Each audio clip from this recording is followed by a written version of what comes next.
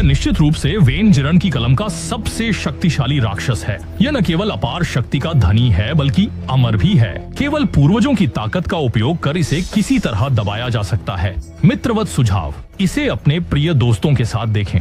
कहानी की शुरुआत में दो नन सावधानी से क्रॉस से भरे एक लंबे गलियारे से गुजरी। अंत में वे एक दरवाजे के सामने रुकी जिस पर लिखा था, यहाँ भगवान की शांति है। बुजुर्ग नन अपने निश्चित मौत के इरादे के साथ अकेले अंधेरे में चली गईं और युवा नन ने लगातार प्रार्थना शुरू कर दी। लेकिन कुछ ही देर में अंधेरे से एक दिल दहला देने वाली चीख सुनाई दी। बदमाश को भागने के लिए एक हवाई जहाज की जरूरत है। मैं तुम्हारा पीछा करूंगा। उसे तुम्हें धमकाने मत दो। तुम जानते हो कि तुम्हें क्या करना है। अभी तक बूढ़ी नन की बात पूरी नहीं हुई थी कि एक रहस्यमय शक्ति ने उसे फिर से खींच लिया। छोटी नन की हिम्मत नहीं हुई कि वह कोई विद्रोह। छोटी नन सीधी खिड़की के पास चली गई। तभी दीवार पर टंगा क्रूस उलटने लगा।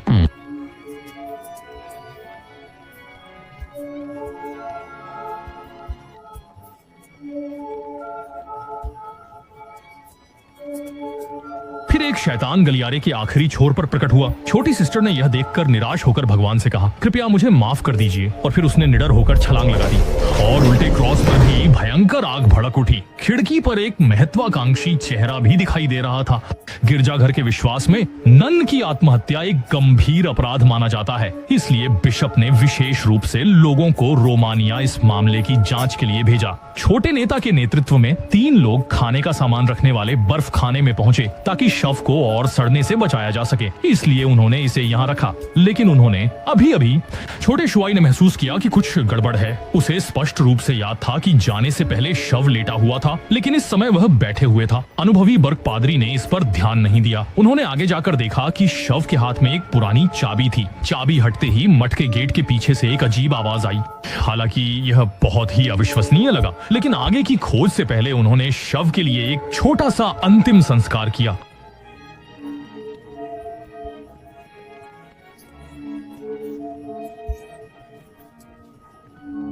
तीनों लोग मठ के द्वार पर वापस आए और यहीं पर छोटी नन ने फांसी लगाई थी। परंतु अजीब बात यह है कि इतने समय के बाद भी जमीन पर खून जम नहीं पाया था। विहार के अंदर एक भी व्यक्ति नहीं था। जब वे चारों ओर खोज रहे थे तभी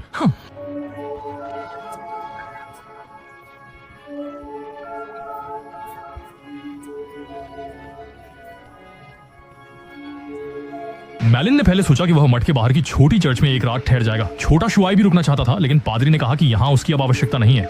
लेकिन जल्दी ही काली परछाइयां गायब हो गईं।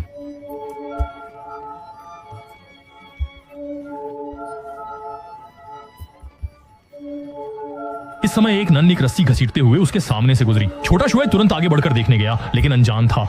अनजाने में वह एक कब्रिस्तान में घुस गया। छोटा शाय महसूस करने लगा कि उसकी पीठ पर ठंडक आ रही है, जैसे कि उसने कुछ छू लिया हो। उसने सिर उठाकर देखा और लगभग डर से मर ही गया। वही नन उसके ऊपर लटकी हुई थी। अगले ही पल शव तेजी से छोटे शाय की ओर बढ़ा। छोटा शाय ने उसे धक्का देकर हटा दिया और फिर पास से एक क्रॉस उठाकर भागने लगा। इसी समय दूसरी ओर सो रहे पादरी को अचानक रेडियो की आवाज से नींद से जगा दिया।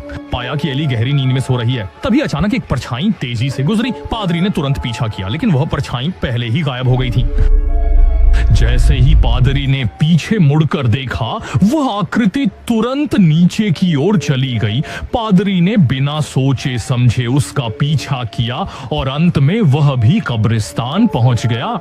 यह पादरी को बहुत दोषी महसूस कराता है, लेकिन लड़का यहाँ क्यों दिखाई दिया? अभी पादरी स्थिति को समझ ही नहीं पाया था कि लड़के के मुंह से एक जहरीली जीभ तेजी से पादरी की ओर बढ़ने लगी। घबराहट में पादरी गलती से लकड़ी के गड्ढे में गिर गए। तुरंत ही ताबूत अपने आप बंद हो गया और मिट्टी से पूरी तरह से ढक गया। यहाँ तक कि समाधि पर भी उनका नाम खुदा था। पादरी सिर्फ घंटी बजाते हुए जोर से खींच सकते थे, प्रार्थना करते हुए कि कोई उन्हें बचाने के लिए गुजरे। उसी समय सपने में सो रही एलीन आखिरकार जाग गई और देखा कि फादर बिस्तर पर नहीं है, तो उसने चारों तरफ तलाशना शुरू कर दिया। बिल्कुल ध्यान नहीं दिया कि पीछे एक काला साया है। एलीन ने सोचा कि फादर छोटे चर्च में है, लेकिन अंदर जाने पर उसने देखा कि यहाँ आश्चर्यजनक रूप से नन से भरा हुआ है। सामने की दीवार पर एक बड़ा काला साया दिखाई दिया और एलीन उस साये की ओर धीरे धीरे बढ़ी। शीशे के माध्यम से उसने स्पष्ट रूप से देखा कि भूत नन उसके पीछे ही है। लेकिन जैसे ही उसने पीछे मुड़कर देखा, सभी नन फिर से गायब हो गई। तभी अचानक भूतिया नन ने उसके कंधे को पकड़ लिया। शीशे में दरारें साफ दिखाई दे रही थी और सामने वाला क्रॉस भी गिर चुका था। ये सब देखकर एरीन फौरन चर्च से बाहर भाग गई। बाहर निकलते ही उसे घंटी की आवाज सुनाई दी। एरीन ने अंदाजा लगाया, बहुत संभव है कि पादरी कब्रिस्तान में फंसा हुआ था। हालांकि जब वह वहां पहुंची तो सभी घंटियां बज उठी, जिससे पादरी की स्थिति का पता लगाना मुश्किल हो गया। सौभाग्य से एरीन में जन्मजात माध्यमिक क्षमता थी। उसने अपनी आंखें बंद की और खोजते खोजते आखिरकार एक जीवित व्यक्ति की आभा वाला कब्र पाया। लेकिन अचानक एक जोड़ी हाथों ने उसे पकड़ लिया।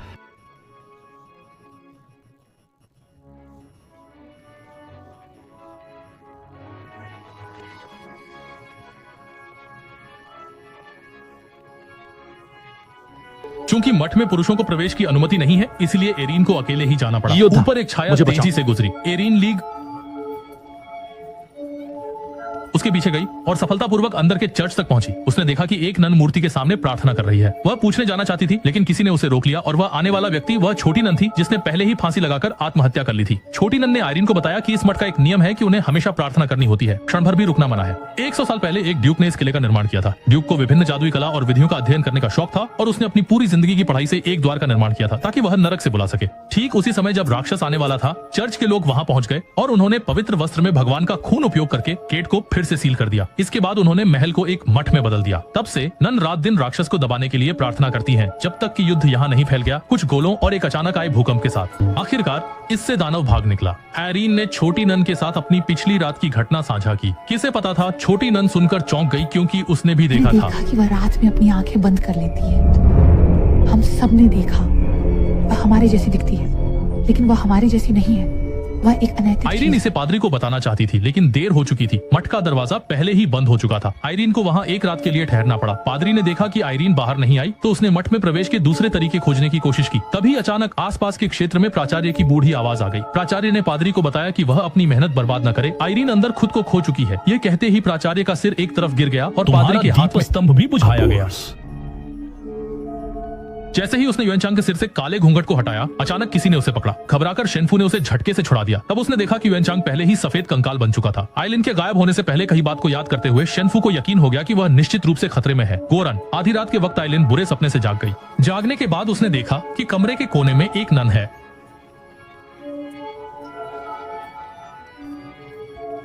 पल भर में वह नन हवा में गायब हो गई, लेकिन अगले ही क्षण वह एलिन के पीछे फिर से प्रकट हो गई। भ्रम की स्थिति में उसने एक युवा नन को फांसी लगाकर आत्महत्या करते देखा। इसी समय दरवाजा अजीब तरह से अपने आप खुल गया और अंधेरे में एक क्षीण आवाज उसे लगातार बुला रही थी। एलिन उस आवाज का पीछा करती हुई एक धुंध से भरे गलियारे से गुजर गई। इसके बाद गलियारे के अंत में लकड़ी का दरवाजा धीरे धीरे खुला और भूतिया नन ने आखिरकार अपना असली रूप दिखाया। भूतिया नन ने स्थान को लगातार मोड़ना और विकृत करना शुरू कर दिया। स्थान पलट गया और इसके बाद एरिन जोर से जमीन पर गिर पड़ी। न एरिन पूरी ताकत से बाहर निकलने के लिए भाग रही थी, लेकिन अंधेरा हमेशा उसके पीछे था।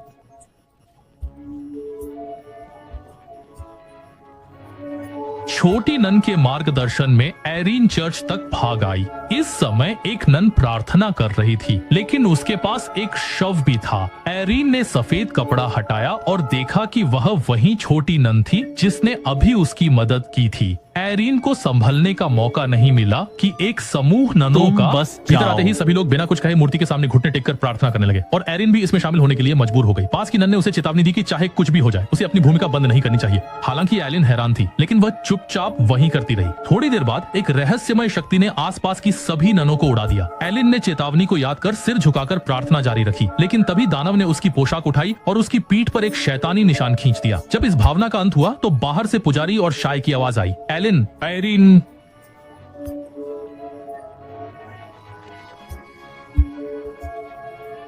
घूमकर पीछे देखा तो कोई नहीं था, बस वही जमीन पर पड़ी लाश थी और वह भी काफी समय से सड़ चुकी थी। आइलिन ने उसके लिए प्रार्थना करने की सोची, तभी अचानक लाश तेजी से उठ बैठी। उसने तुरंत क्रॉस उठाया और सीधे शेनफू की तरफ बढ़ गई। पादरी ने यह देख एरिन से कहा कि वह जल्दी से बैग में से क्रॉस निकाल ले और दुष्ट आत्मा को काबू में करने की तैयारी करे, लेकिन यह दुष्ट आत्मा बहुत ही शक्तिशाली थी, यहाँ तक कि क्रॉस भी लाल हो गया और उसे दबा नहीं पाया। इसी महत्वपूर्ण क्षण में छोटे शूटर ने लाश पर गोली चला दी और तभी उसे पूरी तरह समाप्त कर दिया। स्पष्ट है कि मठ में अब कोई जीवित नहीं था। शैतान को भी बाहर निकाला जा सकता है, लेकिन एरिन ने जल्दी से इसे नकार दिया। 而上吊的小小女应该是修道院里的最后一人。这样看来，他的行为并不是自杀，而是现身为了组织恶魔神父决定重新封印的इसका था पर उसका व्यवहार आत्मा से बल्कि प्रकट हुआ था ताकि शैतान को रोका जा सके। पादरी ने फैसला किया कि वह जमीन को फिर से सील करेगा। इसलिए तीनों फिर से कब्र के रास्ते पर पहुंचे। उन्होंने मरियम की गाइडेंस के अनुसार भगवान के खून से भरी हुई पवित्र वस्तु पाई, लेकिन जब उन्होंने वह दरवाजा खोला जहां परमेश्वर विश्राम कर रहे थे, तो वहां और भी कई कमरे थे। कौन सा दरवाजा असली नरक का दरवाजा है, यह अब भी एक पहेली है। मजबूरी में तीनों को अलग अलग होकर ढूंढना पड़ा। रास्ते में आयरीन को हल्की हल्की आवाज आई, जैसे कोई उसे बुला रहा हो। आवाज का पीछा करते हुए उसने देखा कि एक कब्र का दरवाजा उसके सामने था। जैसे ही एरिन कमरे में दाखिल हुई, आसपास की मोमबत्तियां एक एक करके जल गईं और जब उसने ध्यान दिया, उसने पाया कि वह वेदी के केंद्र में खड़ी थी।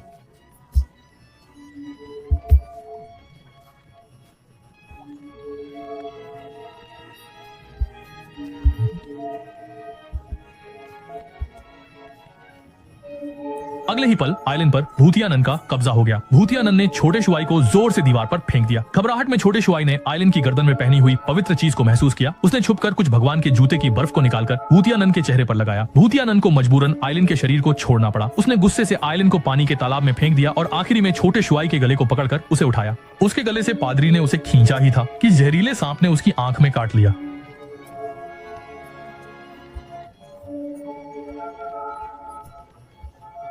एरिन ने यह देखकर पानी में गिरी पवित्र वस्तु को उठाने की कोशिश की। तभी अचानक भूत सिस्टर उसके सामने के पानी से धीरे धीरे ऊपर आ गई। भूतनन ने एरिन को पानी में डाल दिया। उसे जिंदा डुबोने की कोशिश की, लेकिन गनीमत रही कि अफरा तफरी के बीच एरिन ने पवित्र वस्तु पाली। और ऊँचू कथाओं से शोन्यू ये 只能不断发出阵阵痛苦। कोई रास्ता न पाकर नन केवल दर्द में कराह सकती थी।